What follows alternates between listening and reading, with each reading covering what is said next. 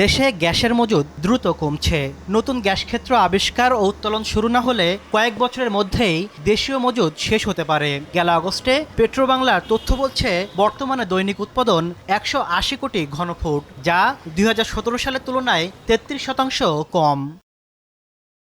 এমন বাস্তবতার মধ্যেই খোদ পেট্রোবাংলা পরিচালক রফিকুল ইসলামের বিরুদ্ধে দেশের গ্যাসের মজুদের গোপন তথ্য বিদেশিদের কাছে সরবরাহের অভিযোগ উঠেছে। এছাড়াও বিভিন্ন দুর্নীতির মাধ্যমে শত কোটি টাকার অবৈধ সম্পদ অর্জনের অভিযোগে অনুসন্ধানে নেমেছে দুদক। অবৈধভাবে গ্যাস সংযোগ, পুনঃসংযোগ, গ্যাস বিল মওকুফ, নিয়োগ, পদোন্নতি ও ঠিকাদারের বিল প্রদান ও বিদেশিদের দেশের গ্যাস মজুদ সংক্রান্ত তথ্য বিক্রির মাধ্যমে 100 কোটি টাকার অবৈধ সম্পদ অর্জনের অভিযোগ রয়েছে। এ বিষয়ে দুর্নীতি দমন কমিশন কর্তৃক অনুসন্ধানের সিদ্ধান্ত গৃহীত হয়েছে। এদিকে প্রায় 2 কোটি টাকার রাজস্ব ফাঁকির অভিযোগে চট্টগ্রাম কাস্টমসের সাবেক রাজস্ব কর্মকর্তা হুমায়ুন কবির ও শফিউল আলম সহ 9 জনের বিরুদ্ধে চার্জশিটের অনুমোদন দিয়েছে কমিশন।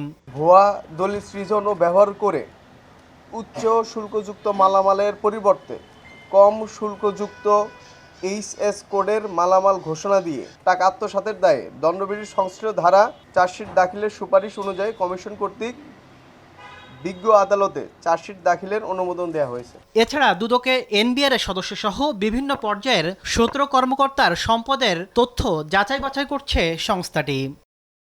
তাসলিম তৌহিদ, সময় সংবাদ, ঢাকা।